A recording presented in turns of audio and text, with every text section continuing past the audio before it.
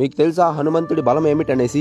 మనకు almost hand stand push up వస్తుంది అనుకుంటే కష్టం మీద కూడా రావటం లేదు. ఖచ్చితంగా ఎలాగోలా మనం అయితే నేర్చుకోవాలి. జై హనుమాన్ అందరికీ. అందరూ ఎలా అన్నారు? పొద్దుగా లేవగానే ఫ్రెష్ అయిపోయి హనుమాన్ చాలీసా అయితే చదువుకున్నా. ఈ క్లాస్ లో మెడిటేషన్ కూడా చేసుకున్నాం. ఇంకా మన ప్రియర్ కోట్ మీల్ వచ్చేసి 3 బనానాస్, 2 స్వీట్ పొటాటోస్, 2 ఎగ్స్ అయితే తీసుకునేసి జిమ్ కి అయితే స్టార్ట్ అయిపోయాం. ఇంకా జిమ్ కి వెళ్ళగానే మనం వామప్ అయితే చేసుకునేసి హ్యాండ్ స్టాండ్ పుషప్ అయితే ట్రై చేసాం. అతి కష్టం మీద కూడా రావటం లేదు. మామయ్యలో మన వర్కౌట్ వచ్చేసి షోల్డర్ అండ్ లెగ్స్ అన్నమాట. షోల్డర్ కి 3 వేరియేషన్స్, లెగ్ కి 2 వేరియేషన్స్ అయితే చేసుకున్నాం. ఒక్కో వేరియేషన్ 3 సెట్స్ 12 రెప్స్ అయితే చేసుకున్నా. అలా ఫెయిల్యూర్ వరకు అయితే ట్రైన్ చేసుకునేసి హనుమంతుడి బలం కేవలం శరీర బలం కాదు, అది భక్తి, ధైర్యం, జ్ఞానం, వినయం కలిసి వచ్చిన మహాశక్తి. హనుమంతుడి బలం కండల నుంచి కాదు, శ్రీరాముడిపై ఉన్న అపారమైన భక్తి నుంచి వచ్చింది. రామనామం ఉన్న చోట హనుమంతుడికి ఓటమి లేదు. హనుమంతుడికి రాముడిపై ఉన్న భక్తినే ఆయనకు అసలైన బలం అన్నమాట. ఇంకా అలా మన వర్కౌట్ అయితే మంచిగా కంప్లీట్ చేసుకునేసి రూమ్ కి వచ్చి ఫ్రెష్ అయిపోయి నా పోస్ట్ వర్కౌట్ క్రియేటిన్ అయితే తీసుకునేసి నా మీల్ కూడా కంప్లీట్ చేసుకున్నాను. ఇంకా అలా ఈవినింగ్ బయటకి అయితే వెళ్ళేసి ఇక రాగానే నా మీల్ కంప్లీట్ చేసుకునేసి కార్డియోతో నా డే అయితే కంప్లీట్ చేసుకునేసా. అందరికీ జై శ్రీరామ్.